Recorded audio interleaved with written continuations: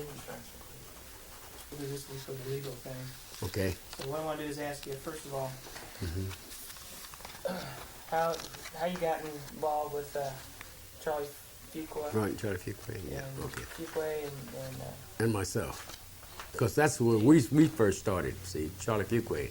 okay. It's Jerry and Charlie. Oh, you guys started together? Yeah. Okay. Okay, how did that happen? What year was that?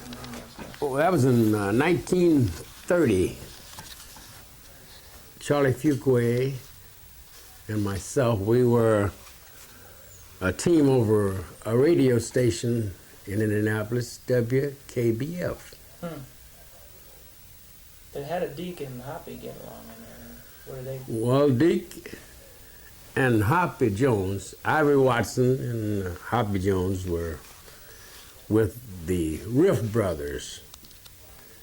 And they also were in the Coffee Pot Band, as you might remember that we talked about earlier.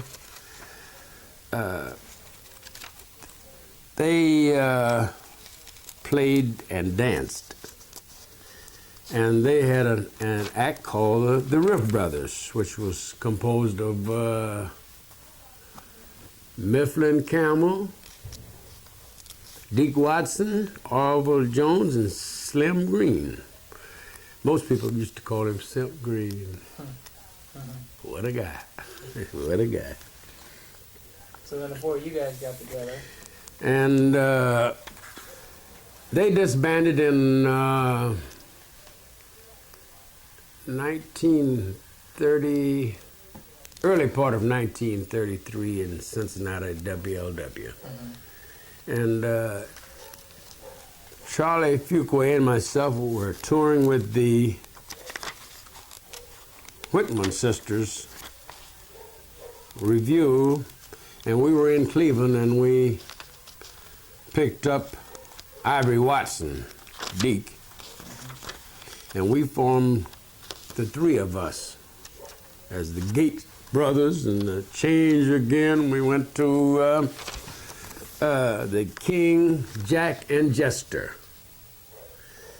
We went back to Cincinnati and auditioned there, and we needed that bass in there, so we wired for Orville Jones in Indianapolis. And that's how the four of us got together. And we were known then as the King, Jack, and Jesters. And then you went to New York, didn't you? At that time? After we left Cincinnati, we went to New York. And we were hooked up with the Mo Gale agency there, who at the time was one of the big booking agents and owner of the Savoy Ballroom, and he had in his employ at the time Chick Webb, Ella Fitzgerald, also Teddy Hill. Later on, we brought in Erskine Hawkins. So he just had what you might say, a conglomeration of all the big bands, all the big acts, and they played at the Savoy, stomping at the Savoy. And when did you first become known as the Ink Spots? What date? Well, that was brought about by Mo Gale, who supposedly were supposed to have been signing a contract, and some ink dropped on the paper, and he said, "Oh, that's a good name, Ink Spots." That's how we became the Ink Spots. What year was that? That was in 33. That was late 33. Yes, late 33. And then how long were you with the group? I myself was in the group until 1936. Okay. And what songs did you guys record? Our first recordings were Your Feet's Too Big, Okay. Swinging on the Strings, swing gate swing, and Mama don't allow no swinging in here. Okay? When did Bill Kenny join the group, you know? I left the group in '36, and Mr. Kenny, as they say, Bill Kenny was my replacement. Okay. So he got in about 36, The late late 36. 36. And then, That's correct. and then If I Didn't Care was a big hit right about that time then, or? No, not off the bat, as you say. That came a year or two later. Did it? That song became popular in the States. They recorded that. I think that was on Decca, if I'm not mistaken. Okay. Uh-huh. Okay. Okay, let's stop that there. Okay, roll time.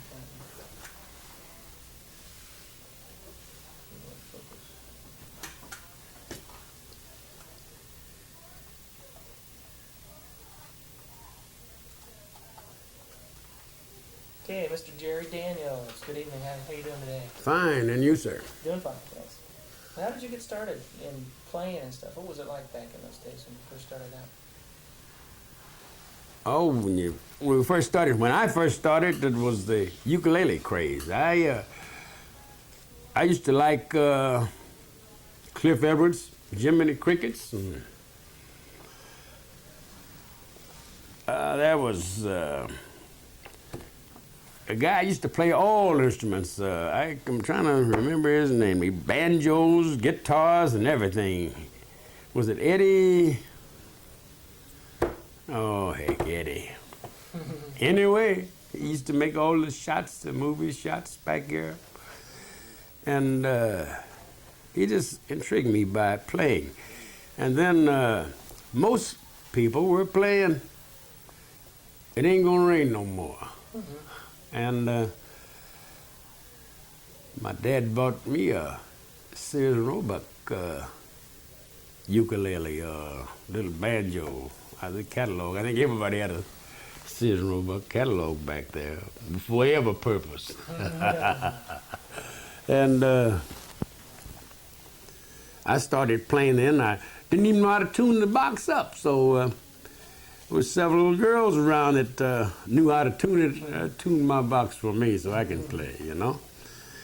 And there was a particular fella that had quite an influence on me, too. There was a local fella around in Annapolis. His name was Willis Robinson.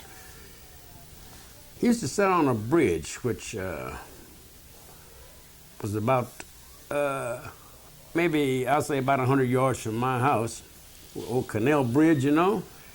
And at night, looked like when he sat on the bridge and strummed his ukulele, the music sounds so pretty running over the water. And he was different from playing It Ain't Gonna Rain No More.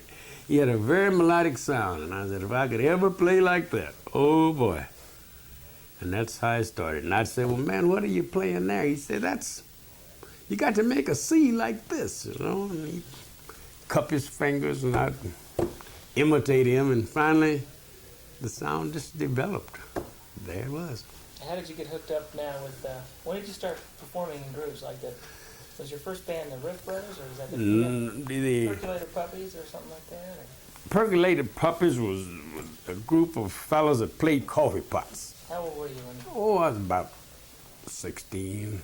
And, you know, the larger the coffee pot that they would play in, the deeper the sound and more resonant it was. The smaller the coffee pot, well, that's like your soprano saxophone or your alto.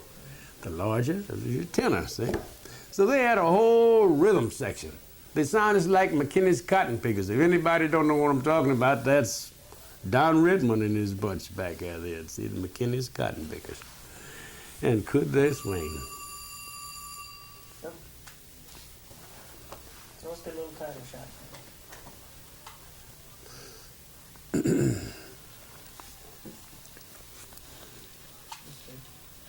I can. Why don't you ask me who's some of the members of that of that coffee pot band? See, because they. Okay. Well, let's talk about now. You started doing the coffee pot bands. Who were some of the members in that? Oh, the coffee pot band. Oh man, we had quite an organization there. There was Thornton Lamont. He played a beautiful 6-string guitar back here. Then there was Ernest Brown and his brother.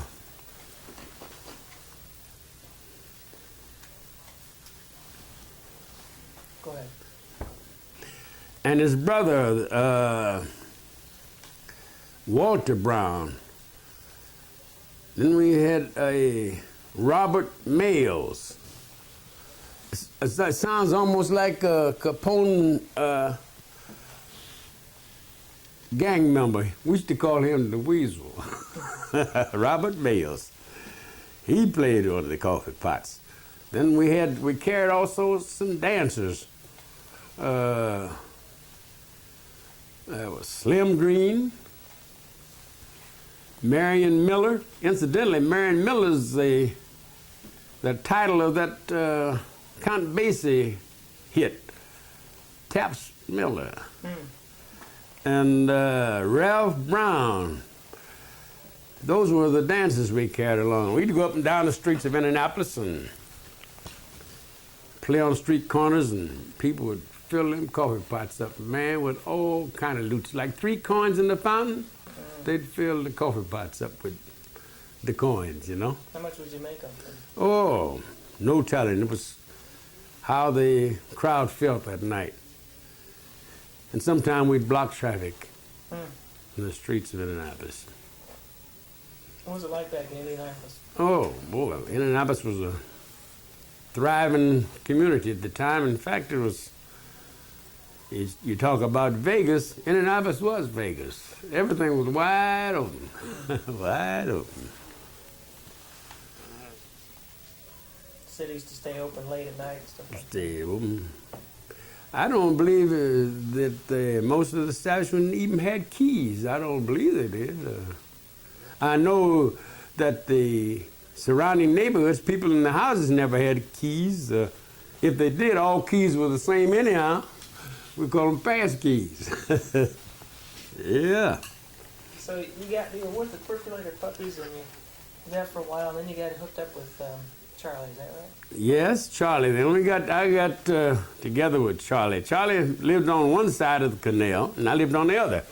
So we used to say, Charlie, you the best ukulele player on the east side of the canal.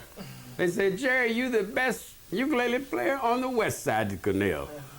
So they say it's best if you can't beat them, join them. So we joined together. And we started to play together, and we formed a team called Jerry and Charlie. And we were one of the first pioneers around Indianapolis on the radio in 28, 29, and early 30s. And you went to Cleveland from there? Then, after Charlie and I played with the vaudeville show, or the traveling show of the Whitman Sisters, which was pretty popular in the Midwest, we stopped for what you call the winter break in Cleveland. And in the meantime, Mr. Watson, or Deke Watson, had disbanded from the Riff Brothers, an act that he was with in Cincinnati, and the 3 of us joined together. And we started playing over WHK in Cleveland.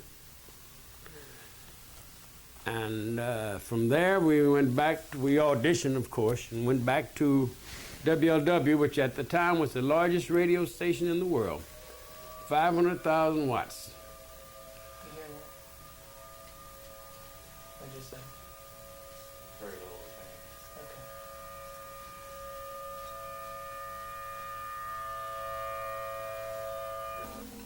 thing. Okay. Uh-huh. You forgot your train of thought there?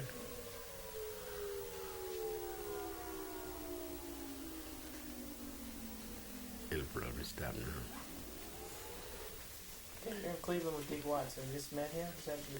Yeah, we sure we knew him from being around home with the coffee pot band. Deke used to like to play with all the bands. When I say play with him, he'd jump up on the stand and sing him a number, you know. And in fact, that's how we bonded together for the three of us for the group that we call the Gates Brothers. WHK in Cleveland, and also we went under the name of the King, Jack, and the Jester. Later, after we auditioned in WLW, we acquired the services of Orwell Jones, Hoppy, Honey Jar.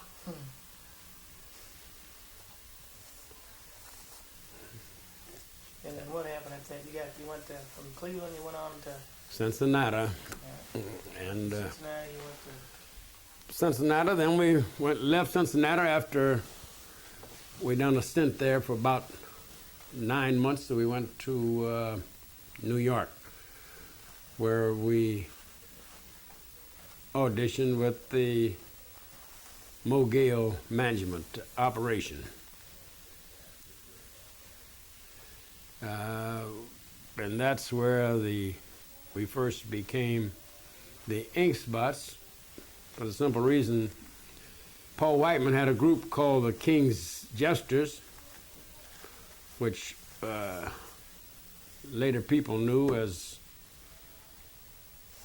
Bing Crosby and that bunch of guys, you know. So we auditioned there, and we were on a sustaining Red Network, which was WJZ there out of Radio City. And in the meantime, a band impresario from England, Jack Hilton, was looking for talent, and he selected us. And so we toured the Briny there with Jack Hilton. At least we went across. And we had in our entourage at that time Johnny Weissmuller, Margaret Churchill, George O'Brien, and Lupe Velez, and Joey Penner. You got to remember him because he used to have a program called Anybody Want to Buy a Duck? And what was the first thing you guys recorded when you got there to New York? First song? The first song we recorded in New York was Swinging on the Strings, Your Feet's Too Big, Swing Gate Swing, and Mama Don't Allow No Swinging in Here. In fact,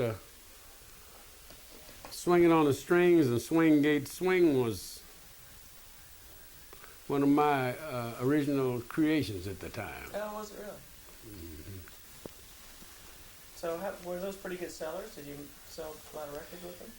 Yeah, they drew at least national attention at the time. Mm-hmm. And so then what happened to you? What did you do after that? Well, after that, we maintained a spot on the Red Network, which was on a Monday, Wednesdays, and a Friday. We also played, like the Apollo Theater along with Chick Webb. See, the agency had in his employ a number of bands which were currently the top bands in New York at the time.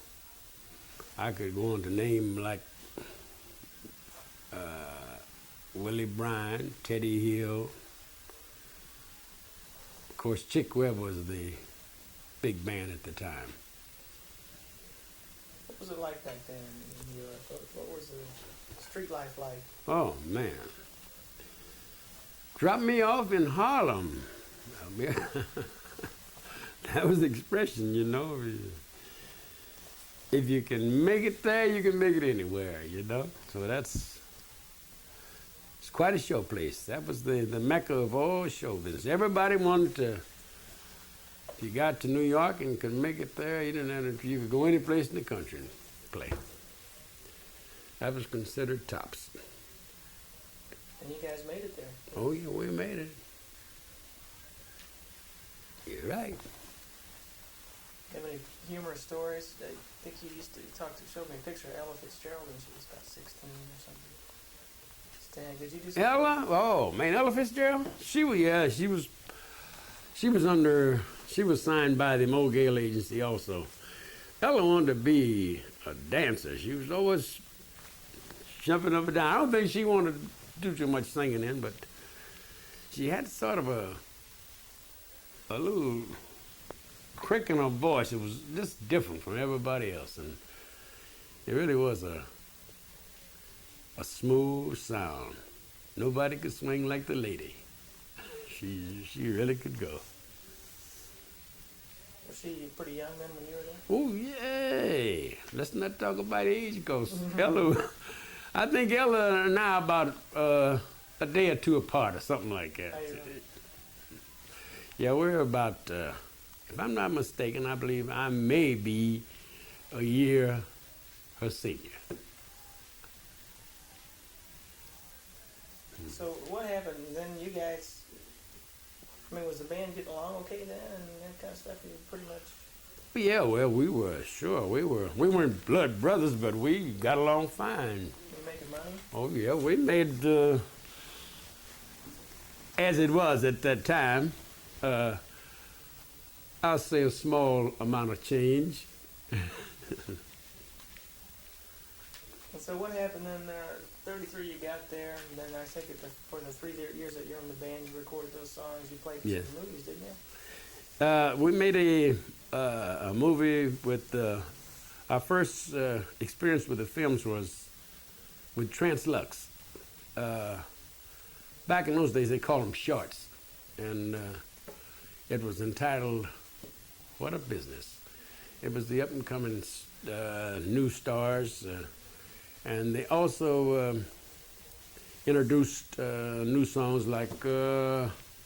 One in particular that I remember was Two Cigarettes in the Dark. And the young starlets at the time, I just can't recall. It's over the span of a few years, say, huh? So you got a pretty good living, and you got to have a lot of little fun out there in New York. And Yeah, we had at least we survived anyhow. You must remember during the 30s, and that was the period of in between what they call the Great Depression. So we averaged, I'll say, a living anyhow, huh? Okay. And then what happened? You left the band in 36. What happened? What happened? Well, it was just a little financial dispute, I guess, between myself and the management, which I made my exit, and perhaps, I won't say that might have saved my life, perhaps, I guess, because it was a pretty fast track, you know, living a pretty fast life, and lucky that I sustained and able to talk to you today, see? Okay? Okay. So then Bill Kenny took your place. Yes, he did. Did you still keep in touch with those guys? Oh, yeah, they would come through, and there were times when they came back, I'll say, to the roof. I was asked to sit in or listen, and would I consider going back? But I was in my hometown and seemed to have secured a pretty nice spot. It was kind of what, I was doing at the time, and without the travel and the hassle and the stress factor. So they still considered you part of the band, no matter, even though you weren't playing with them, you were still. Well, they just considered me as one of the fellas, you know? Yeah. They just considered me as one of the fellas. That's correct. How many times do you think you sat in with them between the time you quit and the time you played back there? Or one time they disbanded or whatever? Oh, just on an impromptu jam session, they would come around, and one of the boys tells me, "Hey, that was our tipple player, or our guitar player." You know, we all played and danced at the time, so we were pretty well recognized as fairly good musicians at the time. So that's how that came about. Well, let's go back a little bit. Let's go back to when you first started playing, and when you first started getting those opportunities to be the in spots and that kind of stuff. What was it like recording sessions like back then? I mean, did you go in, you know how you just had the one last weekend, was it anything like that? When our first recording session was in New York, and it was at the Victor Studios at the time. Of course, they had your control men, your technicians to monitor the music. You know, at that time, I guess technicians have made a lot of progress now, but they tell you don't knock the needle off. Back and forth, you know, and they'd get a good level on you. I think you'd make about maybe 2 or 3 takes, and then make a master tape, whichever one came out the best. That was the one that they put in wax. I'm trying to think of something else. Y'all's band, you know, and Moms Mabley, Dusty Fletcher, Pygmy Markham, you know. What were the crowds like? Was it Oh, crowds. black and white, or? Oh, yeah, sure. And Apollo was always filled because it was the mecca for entertainment in Harlem, 125th Street. And you know, man, if you didn't do the right thing, I'm just talking. Say, hell, you know, if you didn't do the right thing, had a guy with a hook. They'd pull you off the stage on amateur nights, you know. They'd take a hook and pull you off. It's almost like the Gong Show. When you hit that gong, that's it, you gone. Did you ever know anybody that got the hook? Oh man, many a guy got the hook, but who remembers names? Yeah. Mm-hmm.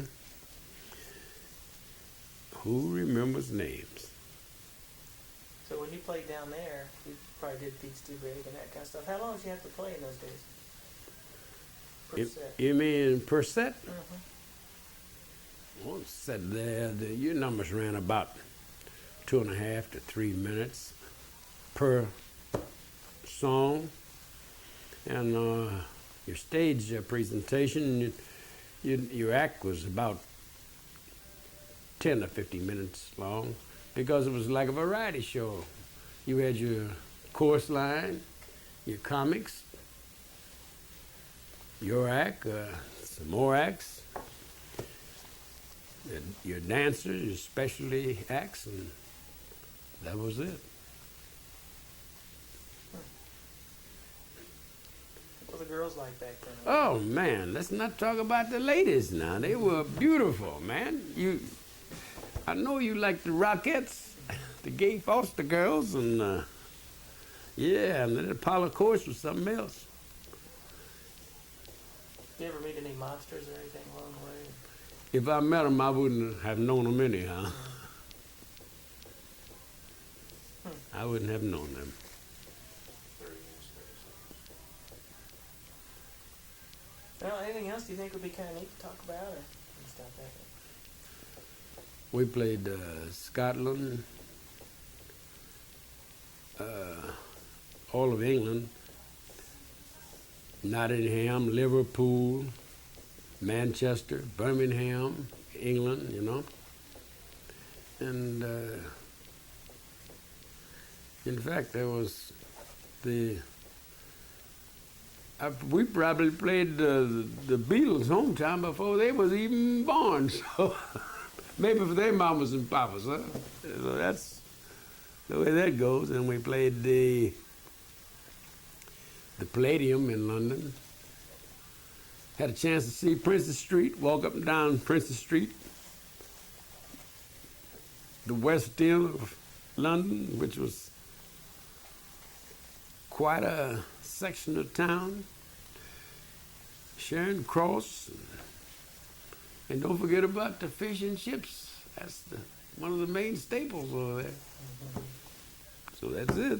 Did you have a lot of good success with your records over there? You can buy them? The records, we were mostly on BBC there at the time. We didn't cut any records in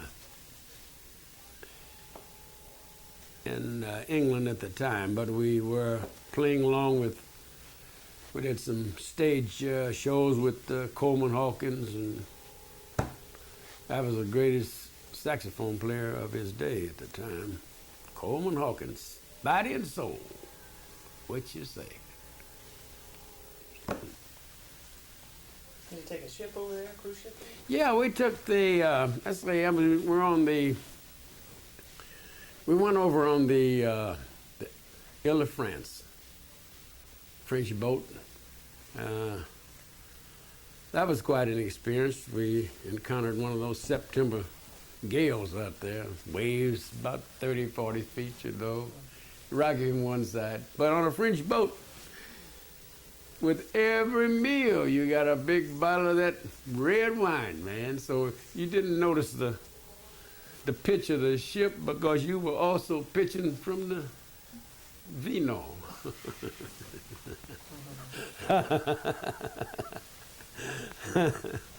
Yes, sir.